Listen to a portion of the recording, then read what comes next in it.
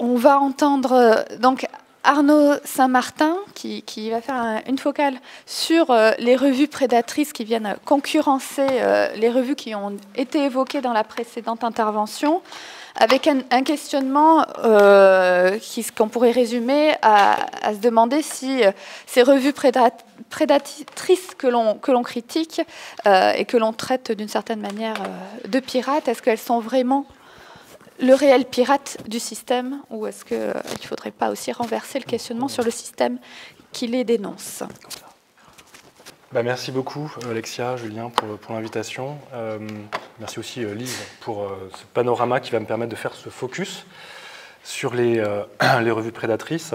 C'est la façon que je vais utiliser de varier sur cette question de la science ouverte aussi. Donc il y a des questions de science ouverte aussi, d'open access, mais sous un autre jour. Donc je vais surtout varier sur les revues prédatrices, mais finalement ça va reboucler sur pas mal de choses que tu as dites aussi.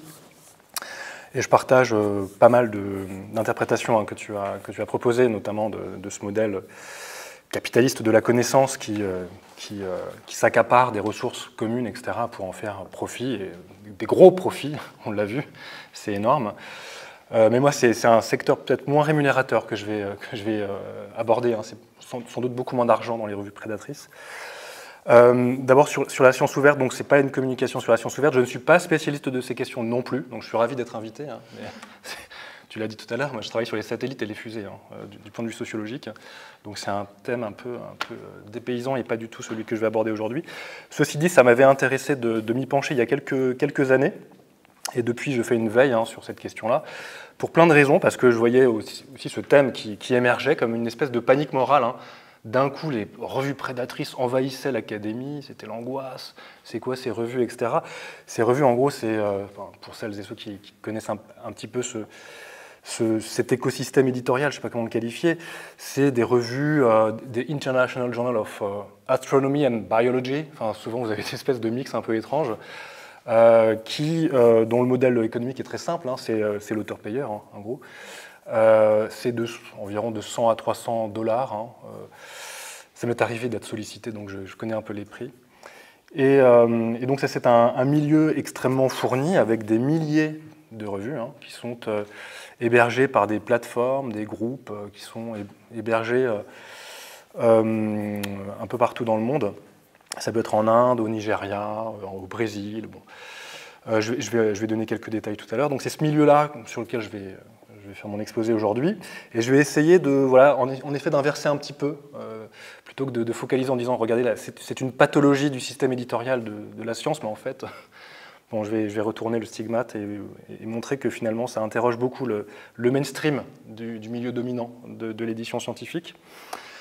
Alors pourquoi je m'y suis intéressé aussi d'abord, c'est en tant que chercheur, on y est forcément confronté, vous recevez tous des spams, comment les qualifier, ces mails qu'on reçoit, où on nous invite à contribuer à telle revue, à être publié dans la semaine, ou même le surlendemain, si vous envoyez le papier, avec parfois des côtés un peu désespérés.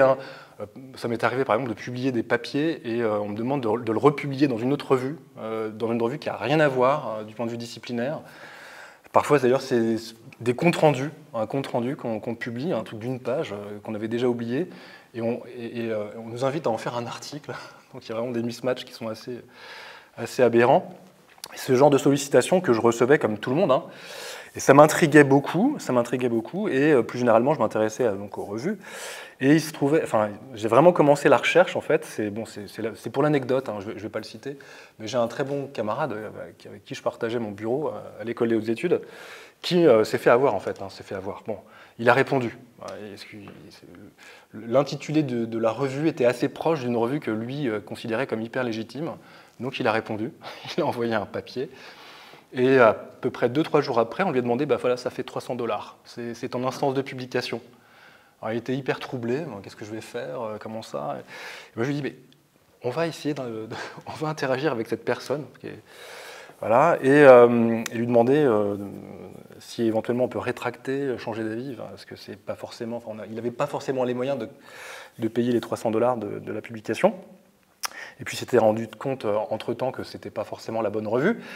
Et l'échange a été mais, très, très prolifique avec l'éditeur. C'était vraiment étonnant comme échange. Et moi, j'ai tout fait pour le faire durer, pour voir ce qu'il y avait au bout du fil, d'une certaine façon. Et à la fin, le type, enfin, je pense que c'était un monsieur, est devenu hyper menaçant, quoi. Il fallait vraiment payer les $300. Donc là, on a fait une réponse standard, tout était en anglais, en mettant en copie la direction juridique du CNRS. Et bizarrement, l'échange s'est interrompu assez vite. Mais là, c'était un premier point. Je me dis, mais comme on allait préparer un dossier de revue, donc la revue Zilzal dont je m'occupe, sur les revues prédatrices, les transformations de l'édition scientifique, je lui dis, mais faisons un papier. Faisons un papier. Il n'a pas réussi à le faire. Je pense que ça a été un traumatisme pour lui. Donc je me dis, je vais le faire moi-même. Donc il y a une note de bas de page dans le papier que je publie dans le dossier. En fait, c'est son expérience. Je l'ai anonymisé, voilà. Mais c'était cette expérience qui m'a vraiment intrigué. Je me dis, il faut étudier ce phénomène, c'est quand même assez étrange. Et donc voilà, j'ai commencé à étudier, avec au départ quand même un sentiment, enfin, j'étais quand même assez normatif. Je me disais, c'est quoi ces revues? C'est ni fait ni à faire, c'est interchangeable. La périodicité est parfois pas hyper bien respectée. Il y a des numéros, il y a 50 articles, d'autres, il y en a 3. Enfin, c'est quoi ce type de publication? Donc moi, j'étais quand même assez normatif. C'est un peu n'importe quoi, ce genre de choses. Et après, au fur et à mesure, en essayant d'enquêter, je me suis dit, en fait, c'est un révélateur assez intéressant des transformations des pratiques éditoriales. Il y a quand même des milliers de revues de ce type-là. C'est quand même intéressant de s'y pencher. Et dans la littérature, c'était le concert des déplorations. Tout le monde regrettait l'efflorescence de ce genre de revues sans chercher à comprendre ce que ça disait des transformations de l'édition scientifique. Donc le pari a été, à un moment donné, d'étudier, d'explorer sans plus de prétention. Ce n'est pas un objet de recherche pour moi plus que ça. Mais en tout cas, je m'étais dit, je vais essayer de me plonger dans cette réalité. Bon, ça n'a pas duré très longtemps, parce que une des techniques que j'ai employées, c'était à chaque fois qu'on me propose de devenir rédacteur en chef d'une revue, parce que ça arrive aussi, c'est du jour au lendemain, vous ne connaissez pas du tout. Et donc moi je répondais, mais évidemment, bien sûr. J'envoyais mon CV, et du coup ça devenait assez louche, parce que j'ai jamais eu de retour après. J'imagine qu'après mon profil était scanné, il comprenait que c'était peut-être pas forcément pour être rédacteur en chef que je répondais favorablement. Mais toujours est-il que j'ai cherché à interagir. Donc,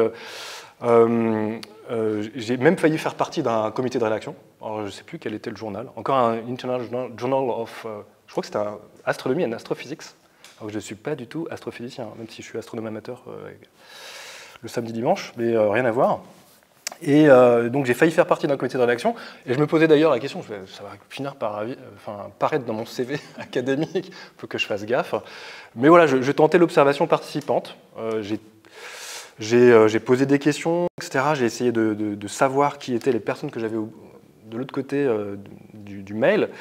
J'ai contacté des comités scientifiques, il y a des noms, hein, parfois il y a même des mails, donc j'ai trouvé sur LinkedIn, enfin bref.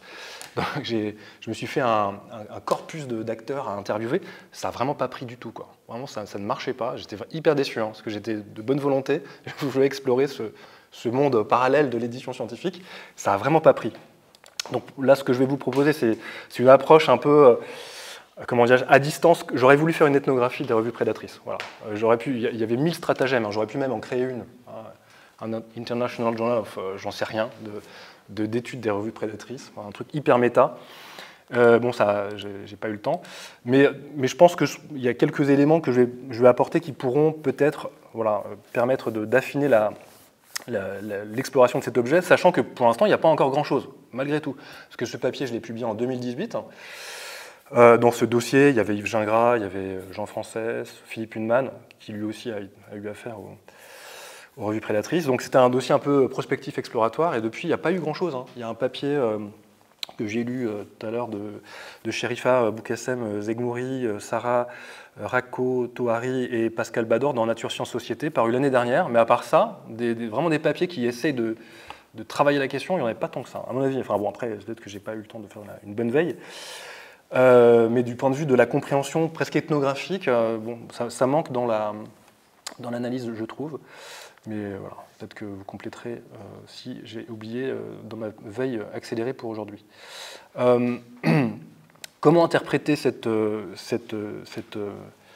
réalité? Donc, sortir de la panique morale, du scandale, de l'affect, qui peut toucher, hein, n'importe qui voit ce genre de revue pour essayer de comprendre, et les relier, ça c'est l'interprétation que je propose, hein, qui n'est pas non plus fracassante, hein, aux transformations de nos milieux de la recherche, de l'enseignement supérieur contemporain, et pas simplement en France. Donc tu l'as évoqué, hein, clairement il y a des transformations qui sont massives et qui viennent de loin, de la façon dont on produit la science aujourd'hui, avec ces oligopoles que tu as évoqués, hein, cotés en bourse, qui monétisent les contenus de savoir de mille façons, avec maintenant les altmetrics, les plateformes qui agrègent, qui capturent les auteurs, qui sont pris dans les écosystèmes et puis qui ne peuvent plus en sortir. Donc là, clairement, il y a des marchés. Il y a des marchés qui coexistent, qui sont en concurrence de revues, etc. Et ce milieu des predatory journals s'insère dans ce système-là, propose une autre voie de l'open access, de la science ouverte, avec un certain modèle économique que j'ai très rapidement caractérisé. Et ça me paraît assez emblématique de cette transformation, en même temps que ça interroge donc le pôle dominant. Hein, par contraste, presque par ironie, parce que finalement, qui est le plus prédateur dans l'histoire? Peut-être pas forcément les petites revues qui, à mon avis, monétisent sur pas grand-chose. Hein. Et si on devait vraiment faire les comptes à la fin, je pense que ça ne serait pas hyper rémunérateur d'être éditeur d'une revue dite prédatrice. Donc ça, c'est l'interprétation globale, hein, du phénomène. Évidemment qu'il faut l'élargir, pas simplement d'ailleurs aux revues. Là, je citerai une recherche en cours de Thibaut Boncourt, collègue de mon labo, qui travaille sur les conférences prédatrices. Donc lui aussi lui a vraiment fait de l'ethnographie.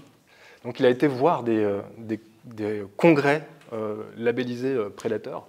Il y avait eu un papier dans Le Monde, je ne sais pas si vous l'avez lu, qui était assez intéressant, des conférences dites prédatrices. Là aussi, hein, c'est all inclusive, c'est un peu partout dans le monde, Singapour, Tokyo, Brasilia, et là vous avez des congrès internationaux de tout, tous les savoirs possibles et imaginables, et vous achetez votre billet, c'est d'ailleurs connecté au tourisme, hein, donc empreinte carbone déplorable de ce type de conférence.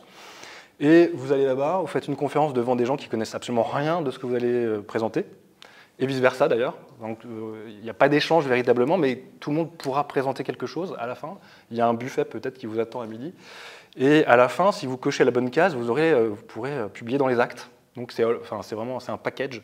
Donc c'est à la fois conférence, voyage, un peu de networking, et un acte qui est peut-être transformable aussi en article plus tard, dans les mêmes revues, etc. Donc ça, c'est un business qu'étudie Thibaut Boncourt, que je trouve hyper intéressant.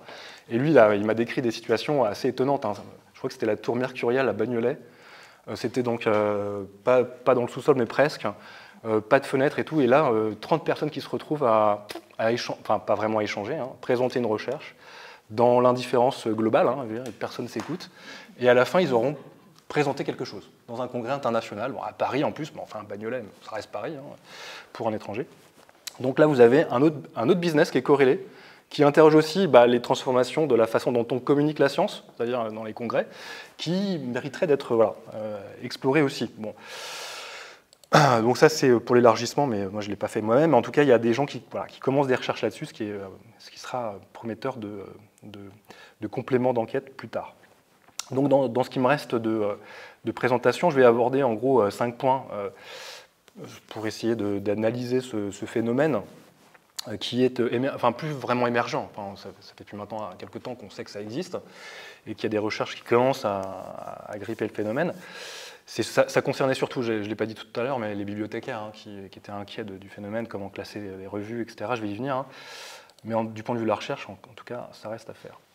Donc, je vais commencer d'abord par mettre en situation et construire un peu l'objet, toujours en le mettant à distance, en analysant à froid, en refroidissant le sentiment de scandale que pourraient représenter ces revues dites prédatrices associées à la malscience, hein, ce que certains appellent la malscience, Nicolas Chebassu ou lui, qui l'analyse comme un phénomène qui caractériserait cette croissance pathologique de la science contemporaine.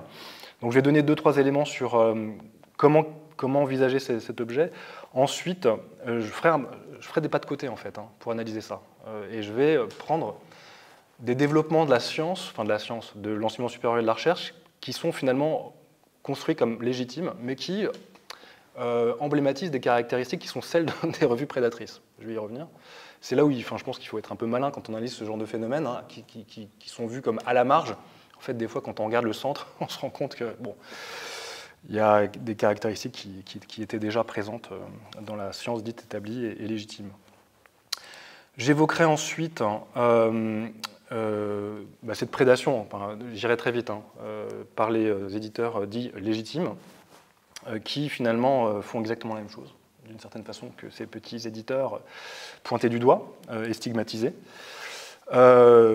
J'essaierai de relier ensuite au nerf de la guerre, c'est-à-dire pourquoi aujourd'hui, sur les transformations de la publication scientifique, ce publish and perish que tu as évoqué tout à l'heure, qui nous incline tous à publier toujours plus, et qui font finalement le miel de ces éditeurs, quand ils parviennent malgré tout à capter un petit peu de contenu.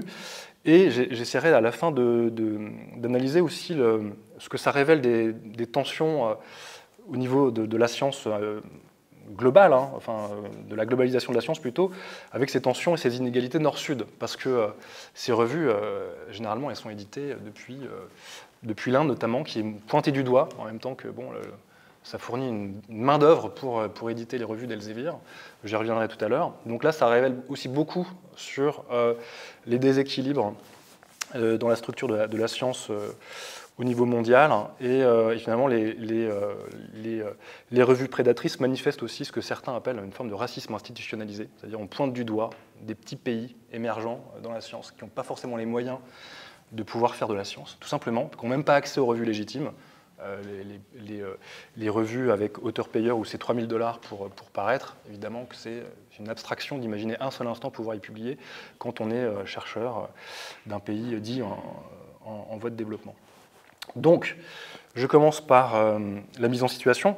Vous connaissez peut-être la liste qui avait été établie par le bibliothécaire Jeffrey Beall, qui était à l'université de Colorado, je crois qu'il y est encore, qui avait lancé une liste comme ça de revues, une liste noire de revues à éviter, surtout. Et il avait commencé à inventorier avec des caractéristiques qui lui paraissaient incarner un défaut d'intégrité scientifique, un manque de transparence, d'opacité, le fait qu'il faille payer de plus en plus cher, etc. Donc vous aviez plein d'indicateurs qui montraient qu'on était dans un système éditorial non intègre, même carrément malhonnête selon lui, qu'il s'agissait de stigmatiser, en tout cas de catégoriser comme constituant un monde à part, qu'il s'agissait de mettre à distance de l'édition scientifique légitime. Donc ça, c'était une première tentative d'isoler, de construire cette catégorie Predatory Journals. Ce qui est intéressant, c'est de voir les effets que ça a eu. Déjà pour lui, puisque ça l'a mis un peu en danger. Jeffrey Beall, très rapidement, il a été attaqué par des éditeurs qui étaient stigmatisés. Donc pour lui, ça a été compliqué. Donc il a retiré la liste. On peut la retrouver assez facilement, mais elle a été enrichie après par d'autres. Il y a eu tout un travail de catégorisation, d'identification du mal pendant plusieurs années, depuis. C'est il n'y a pas si longtemps en fait. C'était en 2012. Et donc un travail de tri, de catégorisation, de réification aussi de la catégorie qui maintenant passe comme tout à fait naturel. Il y a des revues prédatrices, d'autres qui sont tout à fait normales, et qui donc s'est sédimenté au fur et à mesure. Et l'enjeu était donc d'isoler des revues qui feraient mal leur travail, quoi. Alors pour certaines revues, c'est là où ça devient intéressant, c'est que ça paraissait relativement évident. Il y avait presque des fakes, presque des canulars. J'en ai produit quelques-uns, donc je sais à peu près ce que c'est. Ça se voyait que c'était vraiment des journaux pas très sérieux, quoi. La périodicité qui n'était pas bonne, des articles dont on voyait qu'ils avaient été refusés partout. Voilà, c'était vraiment de la science mal faite, quoi.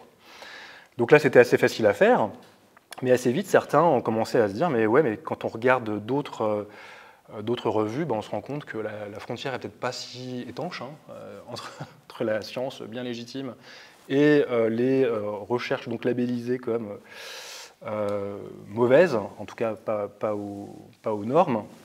Donc très vite, il y a eu cette discussion que j'ai trouvée hyper intéressante autour de l'objet, c'est que ça commençait à s'étendre aux revues légitimes, avec des lanceurs d'alerte qui disent, qui se sont mobilisés, qui se mobilisent encore pour identifier les journaux enfin les revues légitimes, mais qui publient n'importe quoi. Et là, donc, il y a un blog que vous connaissez sans doute, Retraction Watch, qui fait un travail de veille sur les rétractions de papier. Voilà. Et franchement, c'est impressionnant.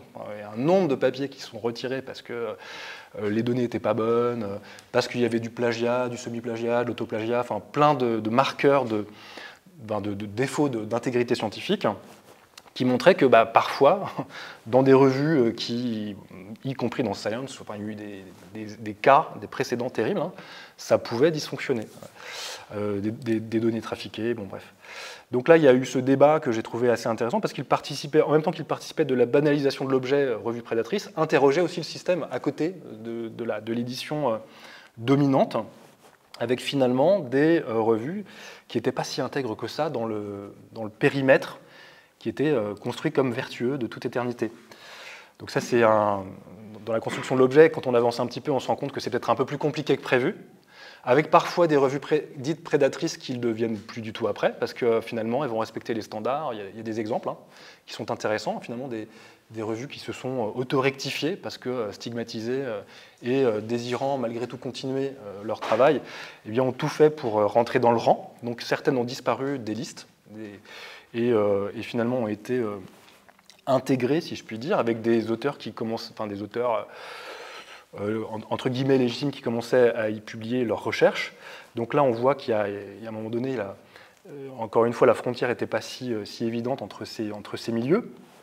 Et au fur et à mesure, cette espèce de panique morale qui était très présente au départ, panique morale, voilà, ça agite, il y a de l'affect, de l'émotion, trouble dans l'éthos de la science, finalement, ça a commencé à refroidir un petit peu. Et cette question, alors il faudrait que j'approfondisse davantage, mais j'ai l'impression que c'est moins à vif qu'il y a quelques années.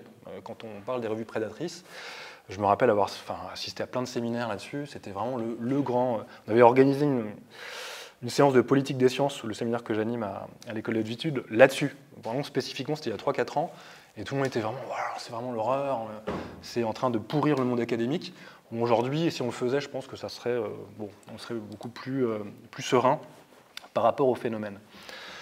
Donc ça, c'est la première façon d'envisager l'objet. Donc il y a cette prolifération de revues malgré tout qui sont encore présentes. Et dans le papier que j'ai cité tout à l'heure, ils en évoquent 13 000 revues encore aujourd'hui, qui sont labellisées prédatrices. 13 000, c'est quand même c'est massif, c'est pas rien. Mais encore une fois, il faut regarder de près. Enfin, moi, là, ça prendrait beaucoup de temps d'éplucher les 13 000 revues.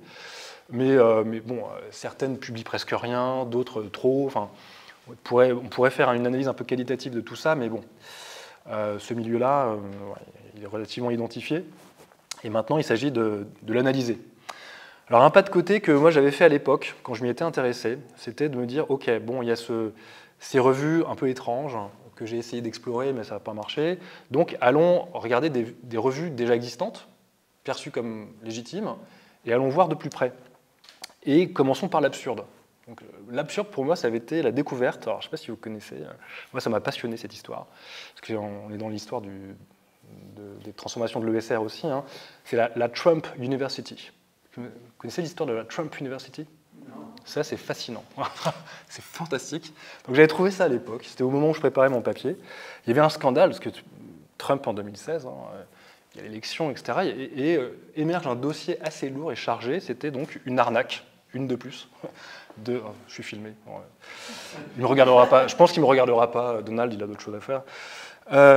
Donc, on découvre l'existence de cette université Trump qui était liée à la Trump Organization, donc pignon sur rue. C'était basé à Manhattan, donc dans ce conglomérat d'entreprises qu'il gère, etc., avec la casquette Trump. Et émerge donc cette arnaque parce que, en gros, l'université, entre guillemets, là je mets des guillemets, mais je ne vais pas le faire à chaque fois. Donc cette université de Trump a été fondée en 2005-2006 de mémoire. Elle proposait des diplômes hyper sérieux pour se former dans toute une série de formations. C'était surtout l'immobilier. L'immobilier, c'est son dada à Donald. Il fabrique des tours en bar. Et donc c'était se former à l'immobilier. Et donc il y avait des gens qui pouvaient littéralement acheter leur formation, les diplômes. Donc vous avez un diplôme de la Trump University, tout de suite, c'est quand même, ça impose son quota de prestige. Et ça, c'était la Trump University. Et des anciens employés harcelé par le patron, qui n'était pas Trump, mais un type qui l'avait placé. Et des anciens étudiants avaient lancé une action pour dénoncer une arnaque. Parce que finalement, le diplôme était pourri, ça ne leur servait à rien sur le marché du travail, ça faisait rire tout le monde en vérité. Donc ils avaient lancé une action et c'était pile pendant la campagne, quoi. Donc moi, c'était à ce moment-là que je m'y étais intéressé. Parce que, je m'intéresse donc à l'université, donc c'en est une belle, quoi. Mais là où j'avais trouvé ça fascinant, c'est que dans le business model, dans le portfolio de cette Trump University, il y avait une collection d'ouvrages qui présentaient des cours de la Trump University. Des ouvrages qui étaient préfacés par Donald J. Trump. Et donc, c'était la collection de livres Trump University 101, avec des titres. Alors, moi, je ne les ai pas tous achetés, hein, je les ai piratés, je vous avouerai, parce que je ne vais pas acheter des bouquins de Trump non plus. Il y avait par exemple Bâtir un patrimoine avec des placements immobiliers, 2006. Bâtir la richesse, 2007. Investissement dans l'immobilier commercial. Comment les petits investisseurs peuvent démarrer et devenir de grands investisseurs, 2008. L'esprit d'entreprise, comment transformer votre idée en machine à sous. Ça, c'est 2009, bon, c'est ma traduction. Ça, en fait, c'est les ouvrages de la Trump University. Là où c'est fascinant, c'est que ça a été c'est édité par Wiley. Voilà, c'était juste pour faire cette vanne. Hein. Mais là où ça devient vraiment fascinant, c'est que donc Trump édite des livres. Wiley, c'est quand même pas n'importe quoi dans le monde de l'édition scientifique et académique. C'est Wiley. Et si vous tapez Donald J. Trump sur la plateforme, vous allez trouver un auteur. L'auteur de préface, je crois qu'il a même publié un livre, enfin, c'est pas lui qui l'a écrit, on sait bien, mais n'empêche que Trump est un auteur académique, voilà, qui a peut-être un facteur d'impact, il faudrait le calculer, voilà, sans doute que j'ai pas été vérifié. Et là, on a un truc assez intéressant, donc Wiley, Trump University, qui est une arnaque, hein, qui a été confondue comme une arnaque, la Trump Organization, ils ont dû payer grosse amende, etc., après le procès, après le litige. Et tout ça, c'est en tout cas, un système de publication tout à fait légitime. Ça, c'est un exemple, bon, qui est un peu grotesque, j'en conviens. Mais en même temps, bon, comme ça, vous allez enquêter, c'est super intéressant. Mais moi, qui m'avait marqué, parce que ça interroge clairement pas mal de choses. Hein, parce qu'on pourrait, par contraste, en trouver d'autres, hein, des exemples de ce type-là.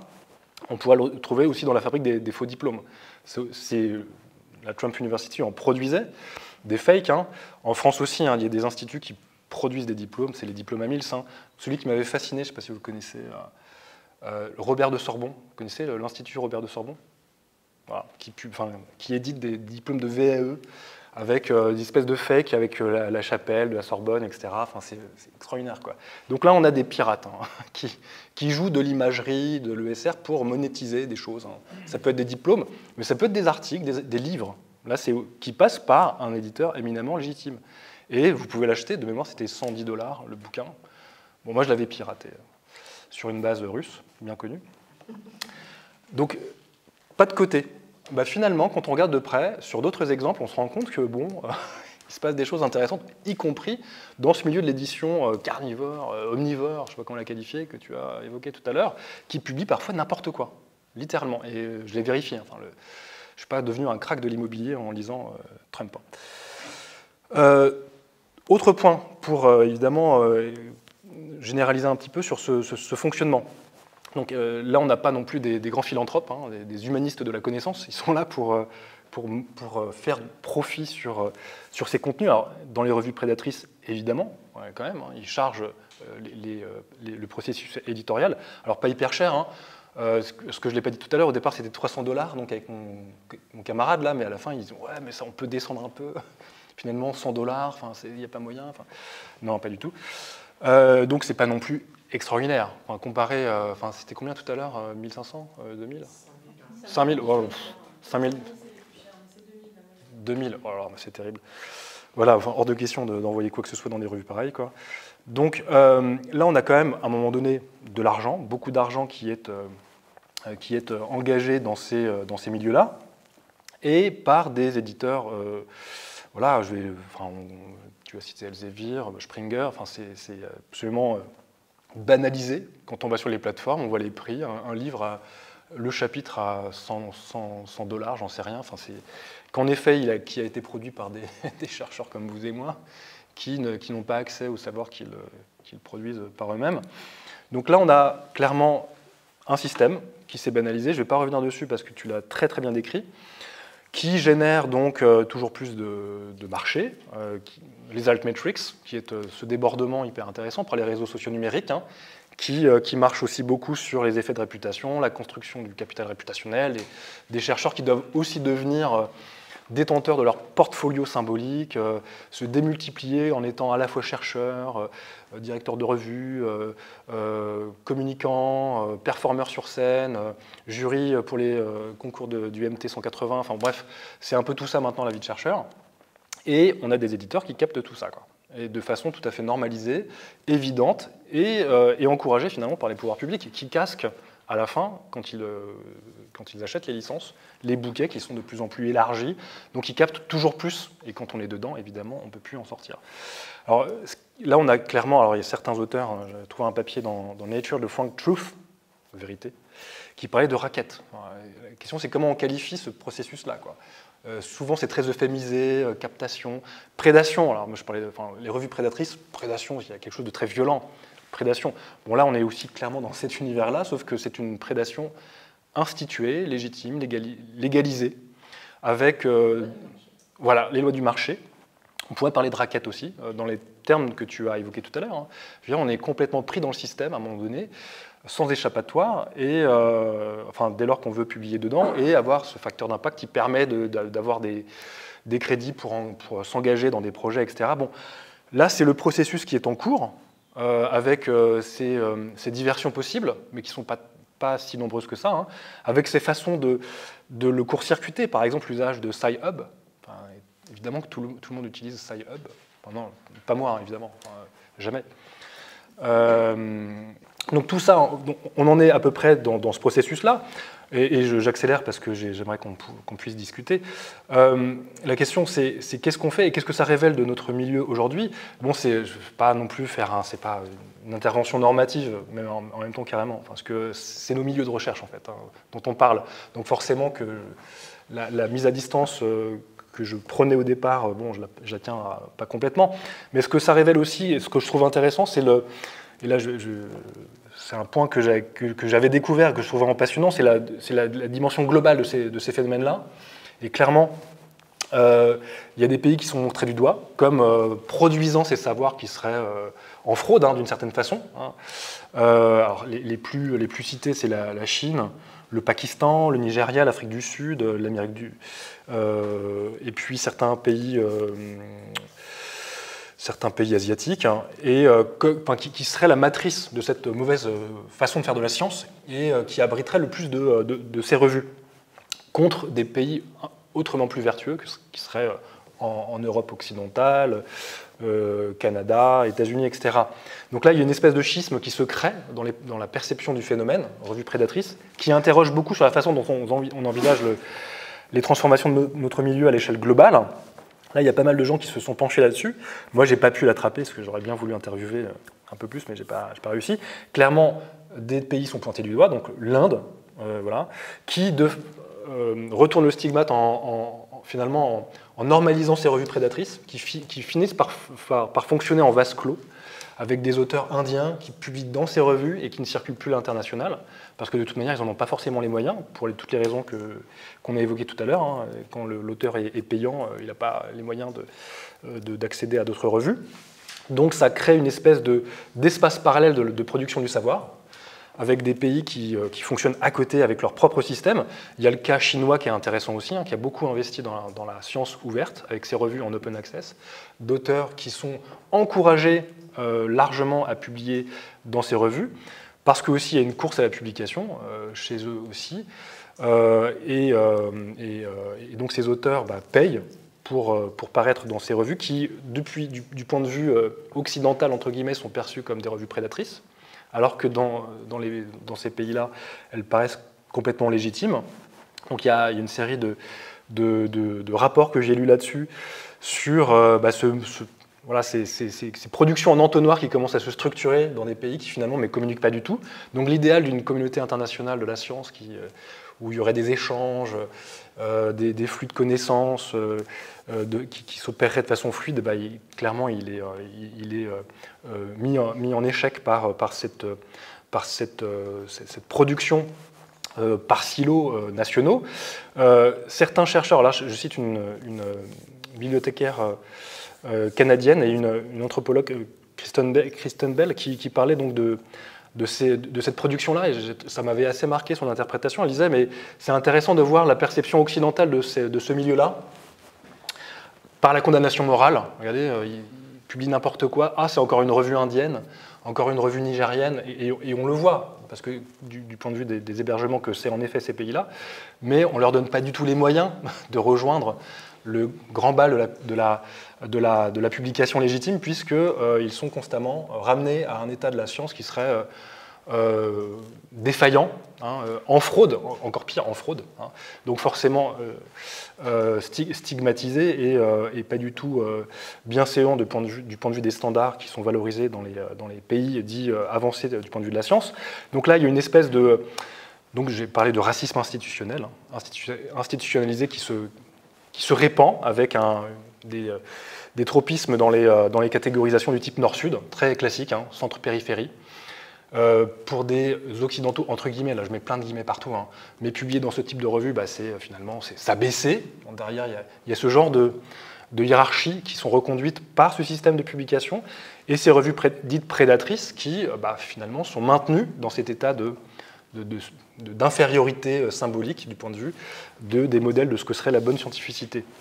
Donc ça, c'est ce qui se passe pour pas mal de revues en Inde, qui, donc, je disais tout à l'heure, inverse le stigmate. Donc il y a un groupe qui s'appelle Omics, hein, avec 700 revues, dont la plupart sont perçues comme prédatrices, qui a choisi finalement de continuer à publier selon ses propres standards, en se fichant radicalement des listes qui sont édictées depuis les États-Unis, le Canada ou l'Europe, quoi. En disant, si on ne peut pas honorer ces standards, nous, en fait, on va produire nous-mêmes notre propre science et le faire entre Indiens, ce qui est quand même assez triste du point de vue d'une vision de la science qui circulerait à l'échelle internationale. Donc je passe sur cette dimension-là, mais moi, elle me paraît hyper centrale sur la compréhension du phénomène. Il y a des biais, des arrière-pensées même idéologiques, hein, assez fortes dans la façon de déconsidérer aussi ces revues, ce qui ne veut pas dire que pour autant qu'elles publient des choses merveilleuses, hein. Je ne vais pas non plus être dans un angélisme, hein, c'est pas ça du tout, mais je me souviens très bien de la panique du début des années 2010 qui était assez suspecte par moment, quoi. Et c'était depuis les États-Unis qu'on pointait la mauvaise science. Voilà.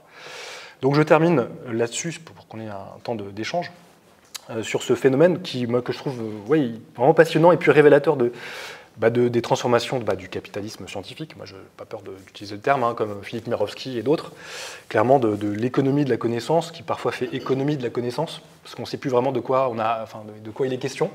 C'est Yves Gingras qui, dans le dossier qu'on avait édité, parlait de l'article comme unité de connaissance, quoi, unité comptable. Qui lit encore des articles aujourd'hui? Il y a même des gens qui sont spécialisés dans la méta-analyse, hein, donc on ne sait même pas s'ils lisent ce dont il est question dans les méta-analyses. Et tout ça est objet de bibliométrie, ça produit des listes qui sont elles-mêmes objets de bibliométrie. Enfin, on se dit, mais de quoi il est question? Est-ce qu'on lit encore avec toute cette course à la publication et n'importe quel champ de connaissances aujourd'hui? Enfin, vous avez 1 milliard de revues. Enfin, c'est terrible, hein, quand vous débarquez sur un champ de savoir. Quand vous repartez de zéro, là, c'est des années de travail avec un coût mirobolant de connaissances. Enfin, moi, quand j'ai commencé modestement ma carrière à la fin des années 90, jeune étudiant, je me rappelle quand j'allais à la bibliothèque de Jussieu ou à la Villette, là on avait les coins revus, ça passait, ça me prenait 2-3 mois pour tout photocopier, mais à la fin on se disait, j'ai ISIS chez moi, quoi. Bon, là c'est fini, quoi. Ce bon vieux temps, maintenant on est submergé. Et la question, c'est les critères de pertinence et comment on édicte les critères de qualité aussi, de ce que c'est qu'une bonne revue, etc.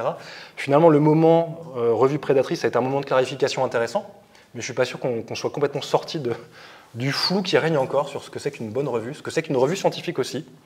Aujourd'hui, ça explose. Il y a plein de façons de faire revue aujourd'hui. Il y a des revues qui ne fonctionnent plus à la périodicité, il y a des revues qui ressemblent à des blogs, et vice-versa. Enfin, qu'est-ce que c'est qu'une revue ? Comment évaluer dans une revue? Moi, c'est des questions que je me pose beaucoup en tant que coéditeur d'une revue, qu'on est à son 10e numéro et qui rame aussi. D'ailleurs, le workflow, tout ça, il faut qu'on se parle, hein, parce que la charge mentale d'un éditeur de revue, c'est Voilà, c'est énorme. Ça, on en fait des cauchemars la nuit. Donc, qu'est-ce que c'est qu'une revue? Finalement, les revues prédatrices, ta présentation tout à l'heure, ça invite aussi à revisiter cette question fondamentale. Et là, je vais généraliser. Moi, ça m'avait marqué aussi de réfléchir sur cette question. C'est quoi aussi la communication entre les scientifiques? Dans ce milieu, mais où les contenus sont proliférants, où il y a toujours plus de revues qui se créent chaque année. Enfin, moi, j'ai des amis qui créent encore une revue là, récemment. Là, donc, à chaque fois, on doit se différencier. Enfin, je me rappelle quand on avait lancé Zilzol, il y avait les copains de la revue d'anthropologie des connaissances qui peut-être nous regardent. Ils disaient, ah, vous avez encore une revue de STS, il y avait déjà une revue. Bref, à chaque fois, vous avez une différenciation qui se différencie par rapport à une autre. À la fin, c'est des revues qui cherchent des papiers, parce qu'il y en a de moins en moins finalement des papiers. Donc les revues cherchent les papiers, et bon, bref, c'est un milieu qui est quand même assez étrange, le monde des revues, et qui, de fait, pose cette question du tri et du rapport entre scientifiques. Moi, ce qui me marque dans ces histoires de revues prédatrices, je vous ai dit tout à l'heure que j'ai essayé d'entrer en contact avec ces collègues, qui sont pourtant, pour la plupart, c'est des collègues, hein. J'ai jamais réussi, quoi. De la même façon que ça m'est arrivé de publier dans des revues, j'ai jamais rencontré du tout les gens avec qui j'échangeais à distance, les éditeurs, encore moins les évaluateurs quand c'est de l'évaluation en double aveugle. Donc on est dans une espèce de construction c'est même plus de la confiance, enfin, ça se distend dans nos communautés. À l'époque, j'avais relu tout ça à l'aune du bouquin merveilleux de Stephen Chapin, Une histoire sociale de la vérité, qui met en scène les processus de connaissance au XVIIe, où tout le monde se connaissait, on pouvait échanger dans le laboratoire qui émergeait comme forme de connaissance, le théâtre de l'évidence, etc. C'était le XVIIe, c'était le bon vieux temps de la science. Aujourd'hui, la science est massifiée, d'un point de vue démographique aussi, il y a toujours plus de chercheurs, toujours plus de papiers à publier. Donc on est dans une espèce de distension. Les séminaires aujourd'hui, d'ailleurs, regardez, ils sont à distance, hein. Il y a plein de gens, bonjour, je ne sais pas qui est connecté. C'est pareil aussi, tout ça participe d'une distension des liens. Et ces revues, finalement, viennent investir aussi cette béance. C'est une interprétation que je propose, hein. Mais finalement, voilà, on ne se voit plus, on ne se fréquente plus, on s'échange des papiers qu'on ne lit plus. Voilà. J'aimerais pas finir là-dessus, mais il y a des moments où je me pose des questions en tant que chercheur. Voilà. Et les revues prédatrices viennent emblématiser de façon un peu presque grotesque par moment ce phénomène-là. Et je pense que ça pose plein de questions sur comment on fait communauté aussi en sciences. Et l'article, je pense qu'il faut en publier pas trop. Moi, j'essaie d'en publier pas trop et des articles plutôt bons, quoi. C'est pas du tout la tendance aujourd'hui. Oui, c'est vrai. Ouais, mon petit papier sur les revues prédatrices, moi je trouve pas mal. Mais l'idée, voilà, c'est de publier moins et mieux, et dans des milieux où on apprend à échanger, on prend le temps aussi de la disputatio. Aujourd'hui, c'est complètement dilué, quoi. Et finalement, ces papiers publiés hyper vite, hyper mal, ça caricature à l'excès ce processus-là, quoi. Donc, je termine là-dessus. J'ai pas de recette miracle, hein, pour enrayer cette spirale infernale. Mais en tout cas, moi, c'est les réflexions que ça m'inspirait. Et il faudrait que d'autres que moi poursuivent cette enquête parce qu'il y aurait beaucoup de choses à en dire encore, quoi. En tout cas, merci pour votre attention. Merci beaucoup.